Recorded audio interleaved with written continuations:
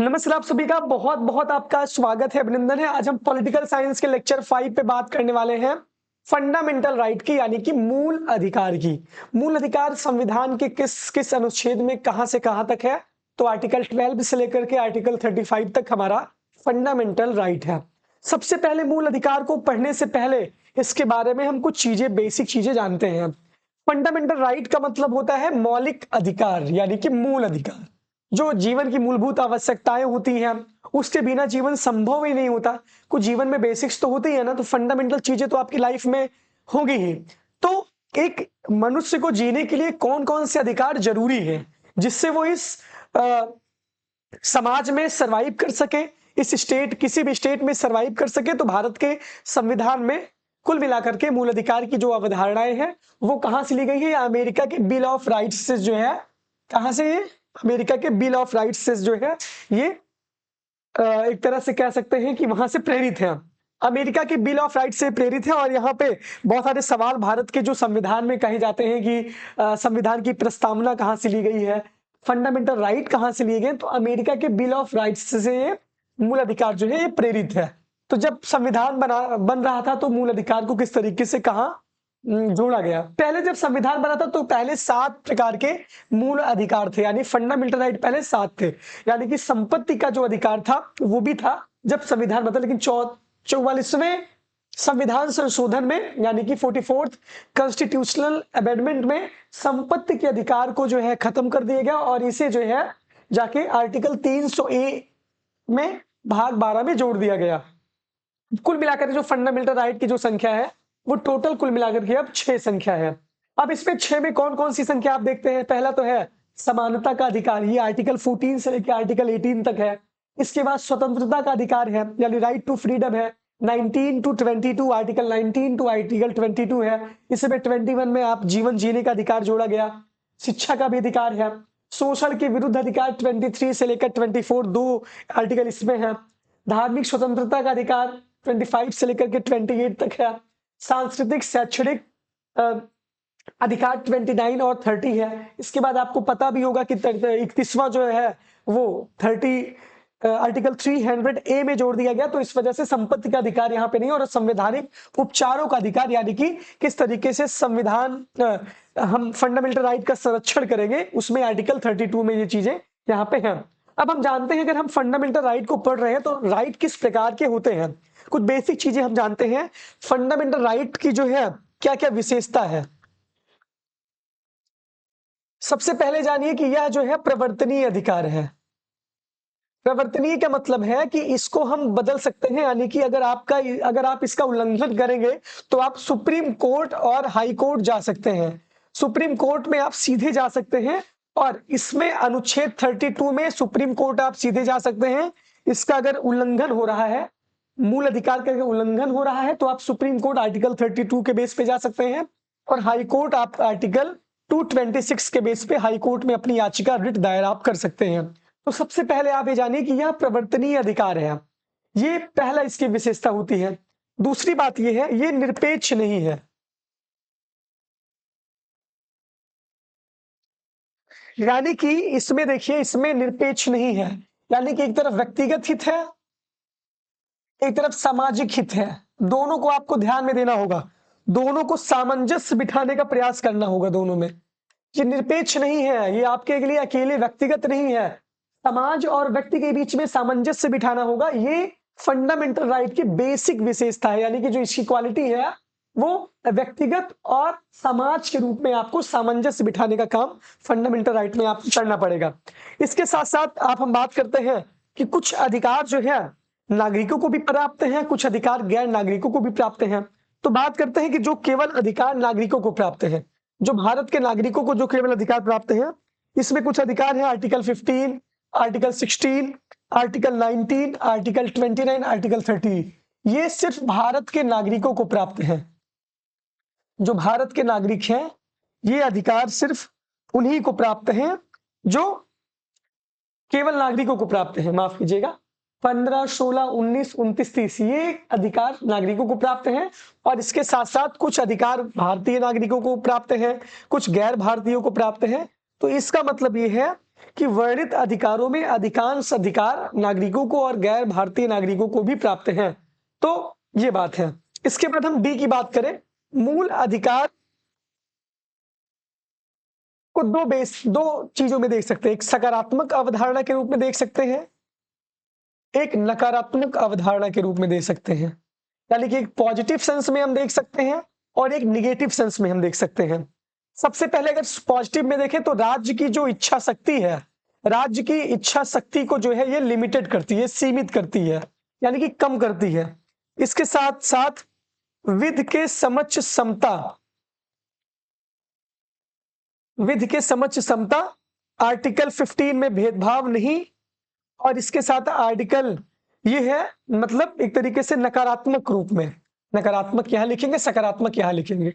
राज्य की इच्छा शक्ति कम होती है इससे। जब फंडामेंटल राइट हमें मिलेगा, जब हमें अधिकार मिलेंगे, तो हम अपने अधिकारों की आवाज भी उठा सकेंगे और हम ये दावा कर सकते हैं कि हमें संविधान अधिकार दिया है, हमें स्वतंत्रता का अधिकार दिया है। सब पे युक्त प्रतिबंध तो जरूर लगा है, लेकिन ये एक तरीके से राज्य को सीमित करता है। विधि के समक्ष समता, यानी सभी को विधि के समान समता का अधिकार प्राप्त है, तो नकारात्मक पॉइंट ऑफ व्यू में है।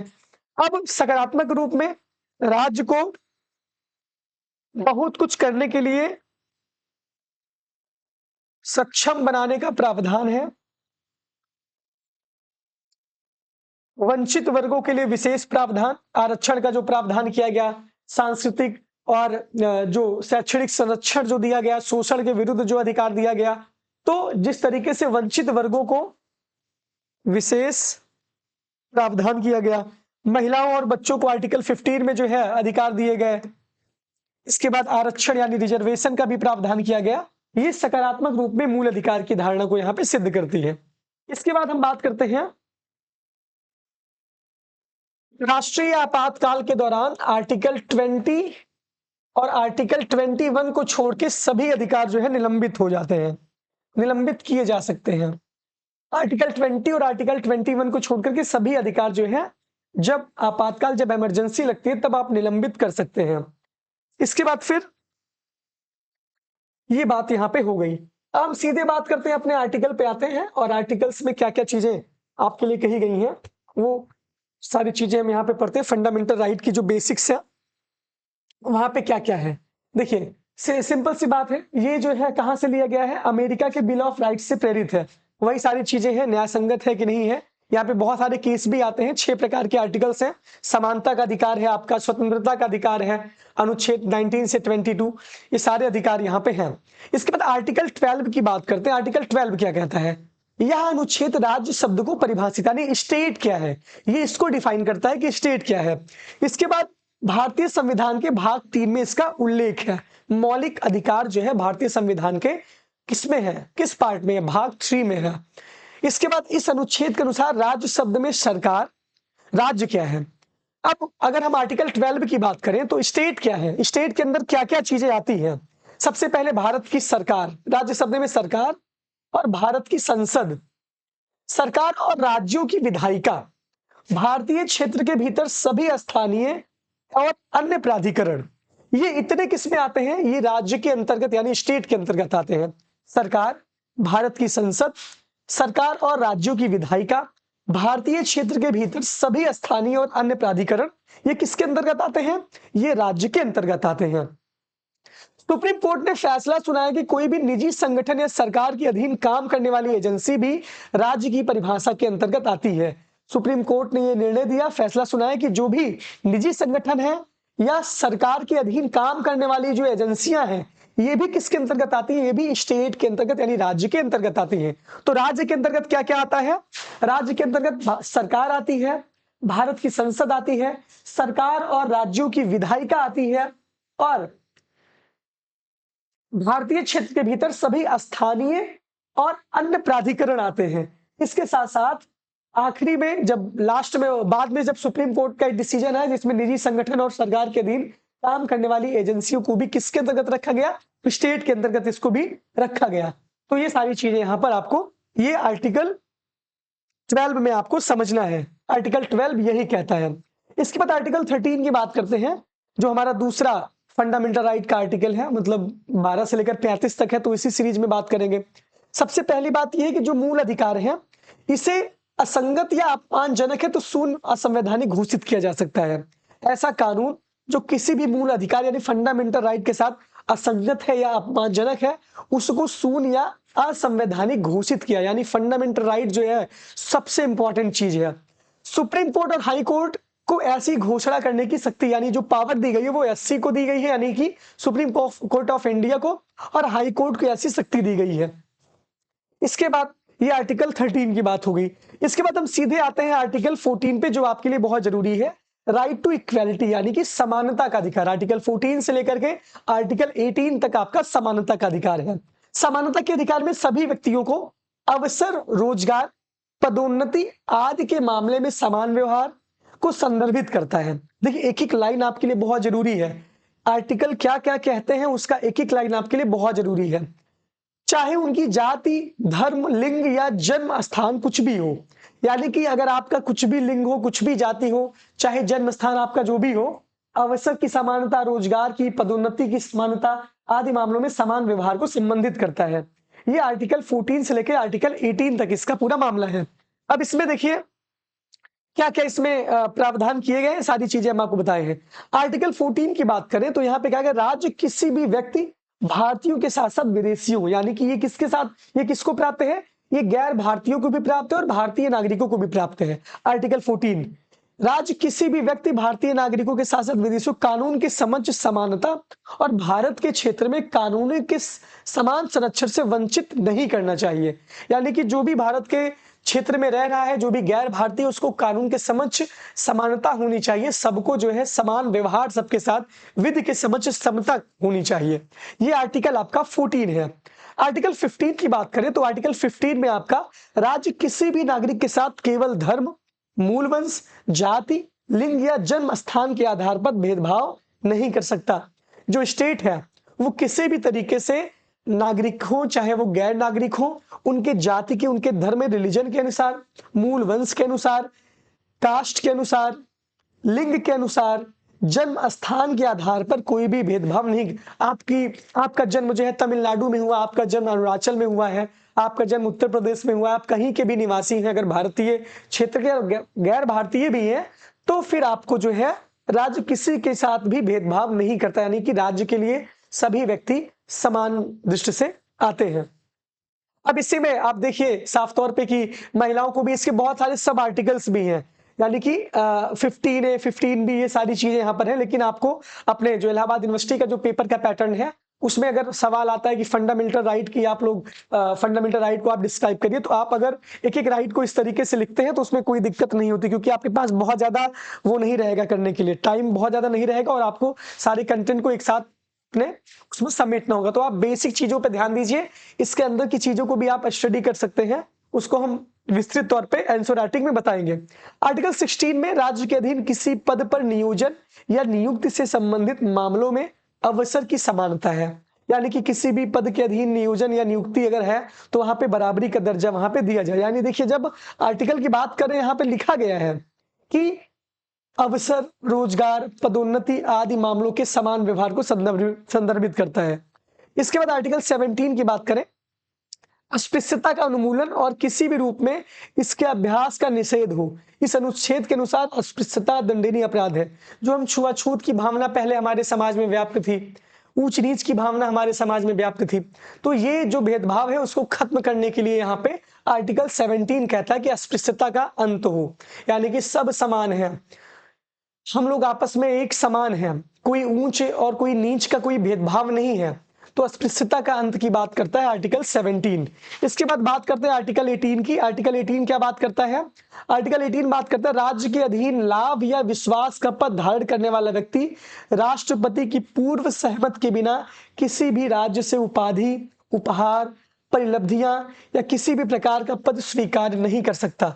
यानी कि कोई भी अपने नाम भारत रत्न सचिन तेंदुलकर हुए तो राष्ट्रपति के पूर्व सहमत के बिना किसी भी राज्य से उपाधि ये सब ग्रहण नहीं कर सकता। यानी कि यहाँ पे कोई भी, सभी को समान दर्जा, कोई किसी को विशेषाधिकार यहाँ पे प्राप्त नहीं है। आर्टिकल 18 की बात यहाँ पे कर रहे हैं। स्वतंत्रता का अधिकार आ जाता है, राइट टू फ्रीडम, आर्टिकल 19 से लेकर के आर्टिकल 22 तक जो है राइट टू फ्रीडम आ जाता है। राइट टू फ्रीडम का मतलब यह है कि वह अधिकार जो विशेषाधिकार प्रदान करता है। स्वतंत्रता के आदर्श को बढ़ावा देने के लिए संविधान निर्माताओं ने भारतीय नागरिकों को ये अधिकार प्रदान किए हैं। आर्टिकल 19, 20, 21, 22 स्वतंत्रता के अधिकार के अंतर्गत आता है। अब इसमें देखिए बहुत सारे अधिकार हैं। आर्टिकल 19 की बात करें तो आर्टिकल 19 में भारत के नागरिकों को स्वतंत्रता से संबंधित 6 अधिकारों की गारंटी दी गई है।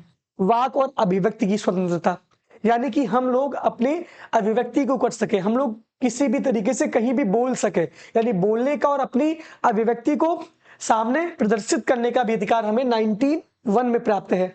19(2) में बिना किसी हथियार के शांतिपूर्वक इकट्ठा होने की स्वतंत्रता।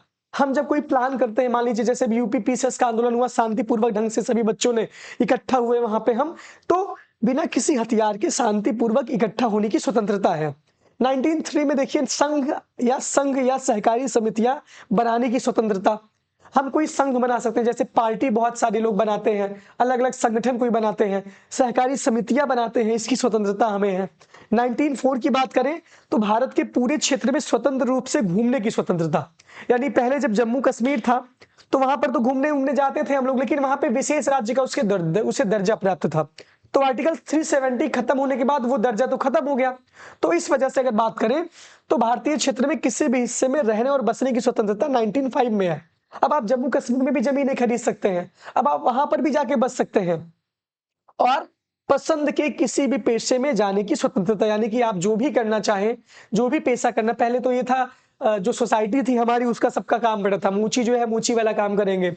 जो एक तरीके से हम बात करते हैं, ब्राह्मणों का काम अलग था, क्षत्रियों का काम राज करना था, राजपाट करना था, वैश्यों का काम जो है व्यापार करना था। ये सारी चीजें यहाँ पे समाज में व्याप्त थी, लेकिन अब पसंद के किसी भी पेशे में जाने की आपको स्वतंत्रता मिलेगी।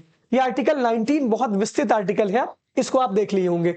आर्टिकल 20 की बात करें तो यह अनुच्छेद किसी दोषी व्यक्ति को कार्योत्तर कानून, दोहरे खतरे और आत्म अपराध के खिलाफ आवश्यक सुरक्षा प्रदान करता है।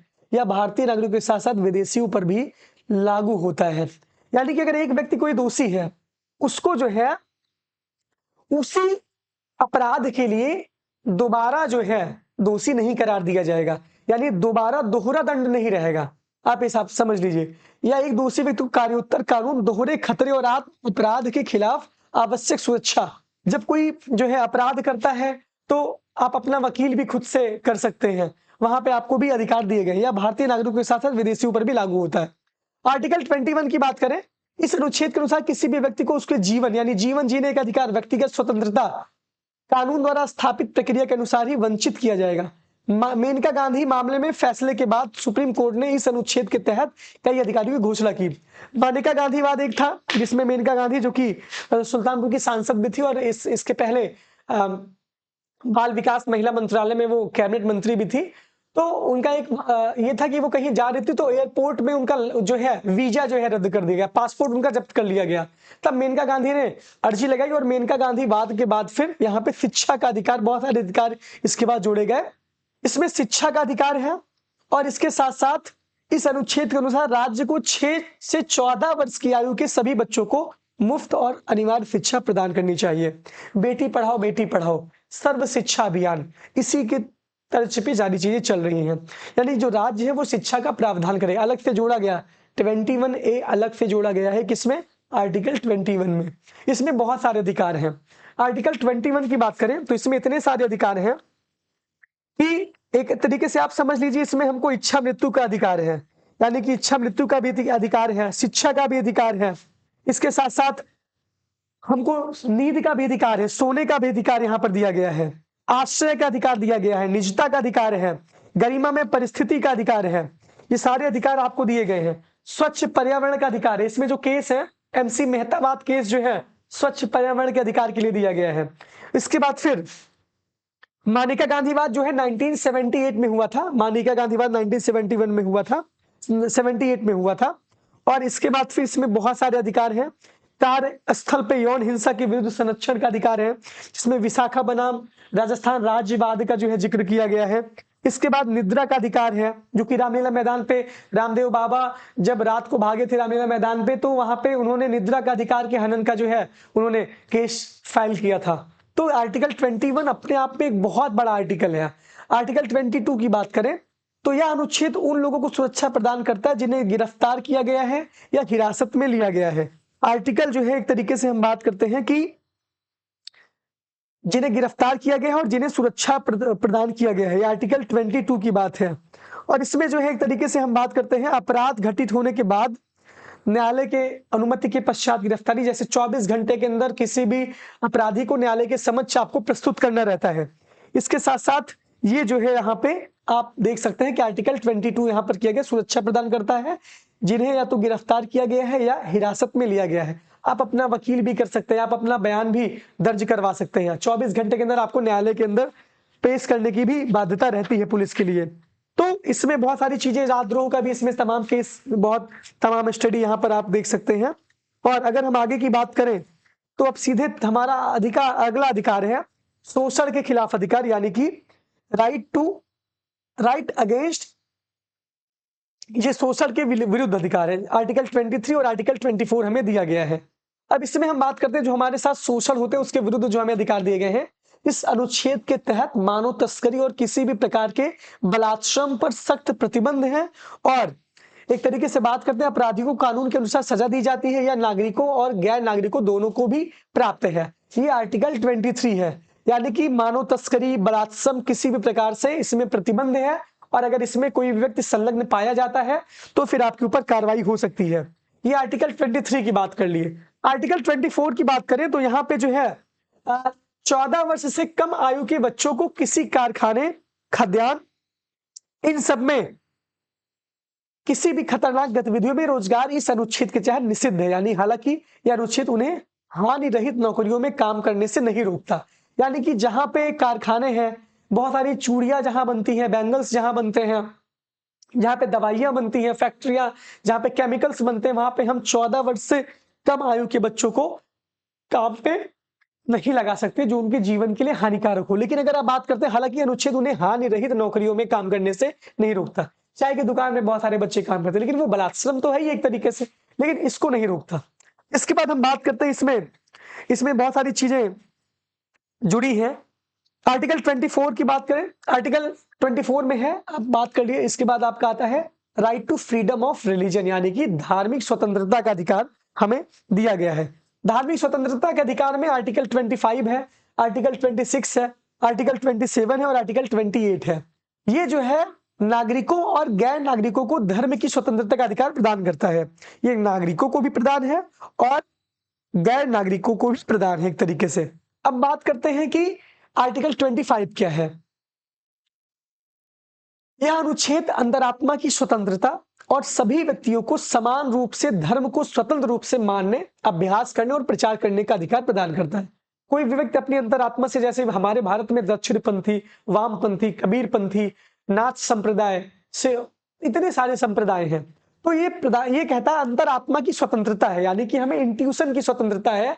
हम अपनी अंतः प्रज्ञा से कोई भी चीजें मान सकते हैं और सभी व्यक्तियों को अपने धर्म को स्वतंत्र रूप से मानने, अभ्यास करने और प्रचार करने का अधिकार यहाँ पे प्राप्त है। आर्टिकल 26 की बात करें, 26 में अगर हम देखें, प्रत्येक धार्मिक संप्रदाय या उसके किसी भी वर्ग को निम्नलिखित अधिकार प्राप्त है। 26A में धार्मिक और धर्मार्थ उद्देश्यों के लिए संस्थानों की स्थापना और रखरखाव करना सभी को प्राप्त है, प्रत्येक धार्मिक संप्रदाय को। धर्म से संबंधित मामलों में अपने मामलों का प्रबंधन करने के लिए, चल और अचल संपत्ति का स्वामित्व और अधिग्रहण करने के लिए, कानून के अनुसार उन संपत्तियों का प्रशासन करने के लिए। यानी कि आपने देखा होगा कि जो मंदिर का जो मामला रहता है उसमें बहुत सरकार हस्तक्षेप नहीं करती है। वो मंदिर का अपना आंतरिक जो उसका पूरा प्रावधान रहता है, वो आंतरिक चीजें वहां पे, यहाँ देखिए, किसी भी मामले का प्रबंधन करने का अधिकार प्राप्त है धार्मिक संप्रदाय को या किसी भी वर्ग को। तो मान लीजिए अभी प्रयागराज में एक केस हुआ था, महंत नरेंद्र गिरी जी की जो अभी न्यायालय में वो सारी चीजें लंबित हैं, तो उसमें बहुत टिप्पणी नहीं करना है। लेकिन एक तरीके से वहां पे जो बाद में जो महंत का जो है, एक तरीके से जो नए महंत बने, महंत बलबीर गिरी जी महाराज, तो वो सारे लोग जो उनके अखाड़े से संबंधित थे, जो मठ से संबंधित थे, वही सारे डिसीजन वहां पे ले कि कौन बनेगा कौन नहीं बनेगा। उसमें सरकार का बहुत अच्छे थे, हस्तक्षेप नहीं था। सरकार जांच कर रही थी क्या चीजें क्या नहीं, क्या असल में मामला है, लेकिन उसके जो भी धार्मिक संप्रदाय हैं उनको और किसी भी वर्ग को इसका खुद का अधिकार प्राप्त है कि आप धार्मिक धर्मार्थ उद्देश्यों के लिए संस्थान की स्थापना कर सकते हैं, धर्म से संबंधित मामलों में अपने प्रशासन भी कर सकते हैं, चल अचल संपत्ति का स्वामित्व और अधिग्रहण करने का भी अधिकार आपको प्राप्त है। आर्टिकल 27 की बात करें, किसी भी व्यक्ति को किसी विशेष धर्म या धार्मिक संप्रदाय के प्रचार या रखरखाव के लिए किसी भी प्रकार के करों का भुगतान करने के लिए बाध्य नहीं किया जाएगा। यानी कोई विशेष धर्म का अगर हम प्रचार प्रसार कर रहे हैं तो जो हम कर लगाते हैं, जो टैक्सेशन है, जो टैक्स है, उसका हम किसी भी तरीके से रोपण हम नहीं कर सकते। ये आर्टिकल जो है 27 की बात हुई। आर्टिकल 28 की बात करें, इस अनुच्छेद के तहत कोई भी शैक्षणिक संस्थान जो पूरी तरीके से राज्य के धन से संचालित होता है उसे कोई धार्मिक निर्देश नहीं देना चाहिए। जो भी शैक्षणिक संस्थान है, यानी कि जैसे कि मान लीजिए जो शैक्षणिक संस्थान है वहां पे कोई धार्मिक जो है राज्य के धन से संचालित अगर हो रहा है तो धार्मिक, जैसे यूनिवर्सिटी ऑफ इलाहाबाद है, ये इलाहाबाद यूनिवर्सिटी में किसी विशेष धर्म के लोग तो नहीं पढ़ते, यहाँ पे सिर्फ यहाँ पे भारत के नागरिक, भारत के जो बच्चे हैं वही पढ़ते हैं। तो यहाँ पे जो राज्य के धन से संचालित होता है, जो राज्य के विश्वविद्यालय है, जो सेंट्रल यूनिवर्सिटीज है, जो स्टेट यूनिवर्सिटियां हैं, वहां पे कोई धार्मिक निर्देश हमें नहीं देना चाहिए, यानी कि वो किसी भी तरीके से बायस्ड नहीं होना चाहिए किसी भी रिलीजन के प्रति। लेकिन जैसे बनारस हिंदू यूनिवर्सिटी है, उसका नाम भी वैसा है, अलीगढ़ मुस्लिम यूनिवर्सिटी है तो वहां उसका नाम वैसा है। तो ये अगर राज्य के धन से संचालित हो रहा है तो धार्मिक निर्देश हमें नहीं देना चाहिए। ये सारी चीजें यहाँ पर हैं। अब जैसे कि मान लीजिए राज्य द्वारा जो भी प्रशासित ट्रस्ट है, जैसे मदरसा है, वहां पे धार्मिक उद्देश्य तो दिए जाते हैं। ये सारी चीजें यहाँ पे आपके आर्टिकल 28 में आ गई। अब सांस्कृतिक और शैक्षिक अधिकार आर्टिकल 29 और 30 है। यह अनुच्छेद सांस्कृतिक, धार्मिक और भाषाई अल्पसंख्यकों को उनकी विशिष्ट भाषा, लिपि और संस्कृति के संरक्षण का अधिकार प्रदान करता है। यह इन अल्पसंख्यकों को धर्म, नस्ल, जाति या भाषा के आधार पर शैक्षणिक संस्थाओं में प्रवेश से वंचित करने पर भी रोक लगाता है। तो यहाँ पे सांस्कृतिक, धार्मिक और भाषाई अल्पसंख्यकों को उनकी विशिष्ट भाषा, लिपि, मतलब जो भी अल्पसंख्यक है भारत में, भाषा के आधार पर और लिपि के आधार पर, संस्कृति के आधार पर उनको संरक्षण करने का अधिकार ये प्रदान करता है। इसके साथ साथ आर्टिकल 30 की बात करें, यह अनुच्छेद सांस्कृतिक, धार्मिक और भाषाई अल्पसंख्यकों को निम्नलिखित अधिकार प्रदान करता है। अब क्या क्या अधिकार है? अपनी पसंद के शिक्षण संस्थानों की स्थापना और प्रशासन का अधिकार, अल्पसंख्यक शिक्षण संस्थानों से संबंधित किसी भी संपत्ति के अनिवार्य अधिग्रहण के मामले में राज्य द्वारा निर्धारित प्रतिपूरक राशि उन्हें गारंटीकृत किसी भी अधिकार को प्रतिबंधित नहीं करना चाहिए। किसी भी प्रकार की सहायता प्रदान करने समय राज्य द्वारा अल्पसंख्यकों को शिक्षण संस्थानों के साथ भेदभाव नहीं करना चाहिए।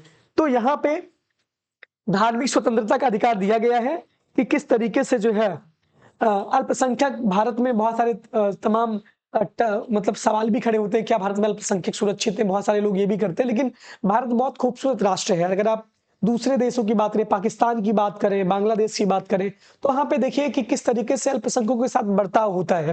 लेकिन भारत में किस तरीके से एकता है, सभी वर्ग के लोग, सभी मजहब, सभी जाति, सभी धर्म के लोग किस तरीके से एक सूत्र में रहते हैं और कितनी ज्यादा समरसता है, कितना ज्यादा अच्छा बंधुत्व है। तो ये भारत की अपनी अलग विशेषता है। आर्टिकल 32 की बात करें तो आर्टिकल 32 में आप 31 को जानिए, 300A में जाके उसको जोड़ दिया गया था संपत्ति के अधिकार को। तो 32 में संवैधानिक उपचारों का अधिकार है। ये बहुत काफी लंबा एक टॉपिक चल रहा है कि किस तरीके से आपको आर्टिकल को तैयार करना है। इस अनुच्छेद के तहत एक पीड़ित नागरिक को मौलिक अधिकार, यानी कि आप समझ लीजिए कि ये प्रवर्तनीय अधिकार है।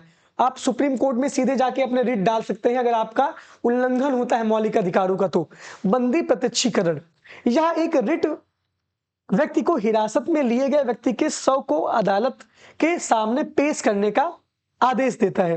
यानी जो बंदी प्रत्यक्षीकरण है, अगर कोई व्यक्ति गिरफ्तार हुआ है तो उसको 24 घंटे के अंदर अदालत के सामने पेश होने का जो है ये राइट यहां पर दिया जाता है। अगर मान लीजिए आपको गिरफ्तार किया गया और 24 घंटे के अंदर आपको अदालत के सामने प्रस्तुत नहीं किया गया, तब आप ये रिट डाल सकते हैं बंदी प्रत्यक्षीकरण की। हैवियस कॉर्पस रिट, यानी कि ये बंदी प्रत्यक्षीकरण क्या कहते हैं, इसे हैवियस कॉर्पस कहते हैं। इसके बाद फिर हम बात करते हैं कि ये न्यायिक अवमानना के संदर्भ में हो सकती है, संसदीय अवमानना के संदर्भ में हो सकती है। परमादेश की बात करें, यानी कि हम आदेश देते हैं। यह रिट सार्वजनिक अधिकारों को अपने कर्तव्यों का पालन करने का आदेश देती है जो विफल रहे या प्रदर्शन करने से इनकार कर दिया है। यानी कि आप देखिए कि जो लोग कर्तव्य हैं उसका निर्वहन अगर लोग नहीं करते हैं तो यह हम आदेश जारी करते हैं।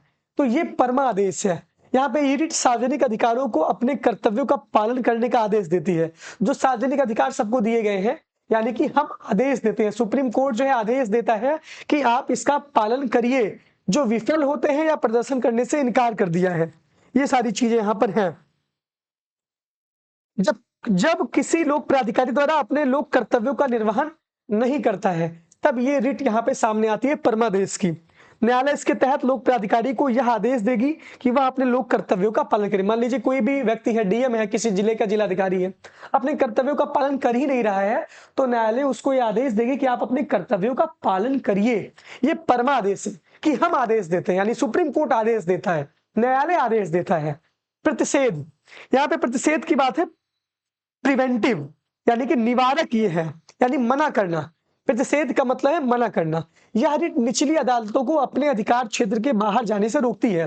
जो भी हाई कोर्ट है, जो भी जिला न्यायालय है, अगर वो अपने जो है लिमिट से बाहर जाते हैं, तो सुप्रीम कोर्ट उसके सामने ये कहती है कि आप अपने अधिकार क्षेत्र से बाहर ना जाएं, यानी कि ये मना करने का काम करती है।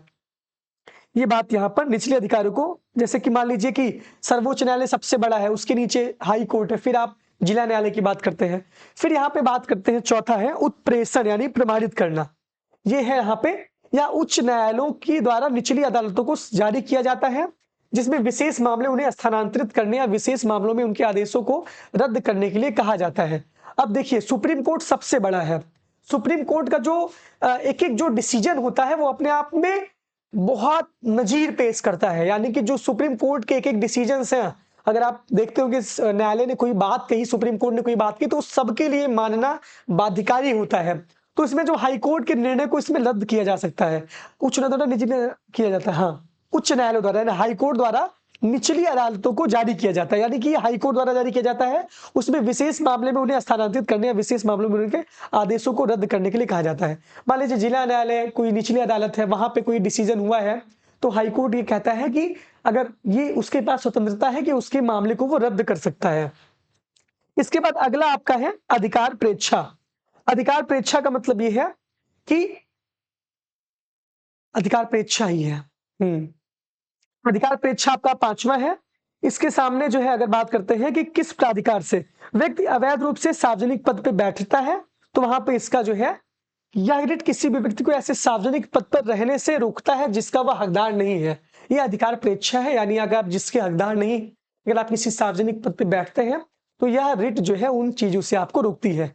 इसके बाद बात करते हैं आर्टिकल 33 की। आर्टिकल 33 हमारा आ जाता है, इस अनुच्छेद के तहत संसद को सशस्त्र बलों, पुलिस बलों, अर्धसैनिक बलों या खुफिया एजेंसियों के सदस्यों को दिए गए मौलिक अधिकारों पर प्रहार करने का अधिकार देता है, ताकि उनके कर्तव्यों का उचित निर्वहन सुनिश्चित किया जा सके और उनके बीच अनुशासन बनाए रखा जा सके।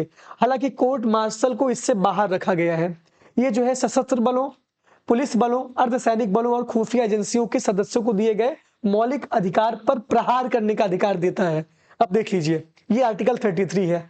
ऐसे कानून को बनाने की शक्ति केवल संसद के पास है और मौलिक अधिकारों के हनन के आधार पर इन कानूनों को किसी भी निचली अदालत में चुनौती नहीं दी जा सकती। यानी निचली अदालत में इसको चुनौती नहीं दी सकती, और इसमें सिर्फ किसके पास है? संसद के पास ऐसा कानून बनाने की शक्ति है। तो आर्टिकल 33 में संसद के पास कानून बनाने की शक्ति है। किसके खिलाफ? सशस्त्र बलों, पुलिस बलों, अर्धसैनिक बलों या खुफिया एजेंसियों के सदस्यों के दिए गए मौलिक अधिकारों के प्रहार करने का जो अधिकार है, खिलाफ नहीं कह सकते इसे। इसके बाद फिर हम बात करते हैं आर्टिकल 34 की। इस अनुच्छेद के अनुसार यदि किसी क्षेत्र में मार्शल लॉ लागू है, तो उन क्षेत्रों में मौलिक अधिकारों पर प्रतिबंध लगाया जा सकता है। ये है, यह अनुच्छेद संसद को संघ या राज्य के तहत काम करने वाले किसी भी व्यक्ति को उन क्षेत्रों में एक आदेश बनाए रखने के या बहाल करने के लिए किसी भी कार्य के संबंध में क्षतिपूर्ति करने का अधिकार देता है जहां मार्शल लॉ लागू होता है।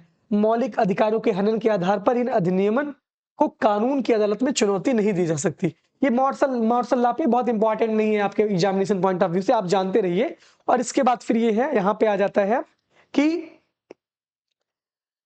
अनुच्छेद के कुछ मौलिक अधिकारों को प्रभावी बनाने के लिए कानून बनाने का अधिकार केवल संसद को है। यानी कि यहाँ पे सिर्फ संसद को बनाने का अधिकार है।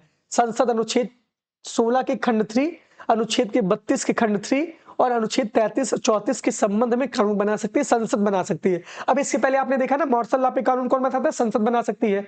इसके पहले अर्धसैनिक बलों के मौलिक अधिकारों पर प्रहार करने का किसको जो है कानून बना सकता है, वो संसद ही बना सकती है। संसद उन कृत्यों के लिए सजा निर्धारित कर सकती है जिन्हें मौलिक अधिकारों के साथ अपराध घोषित किया गया है। ये सारी चीजें आपकी मौलिक अधिकारों में यहाँ पर दी गई हैं और आपने इस तरीके से मौलिक अधिकार का पूरा चैप्टर पढ़ा। और ये बहुत जल्दी में मैंने इस, क्योंकि आपको बीए अगर देखना है, अगर यूनिवर्सिटी ऑफ इलाहाबाद के पॉइंट ऑफ व्यू से देखना है, तो अगर आप इतना लिखेंगे तो 5 से 6 पेज में आपका इतना सारा मटेरियल आ जाएगा। बहुत बहुत धन्यवाद। बताइएगा क्लास कैसी लगी और अगली क्लास में हम डीपीएसपी पे बात करेंगे, यानी नीति निर्देशक तत्वों पे बात करेंगे। Thank you.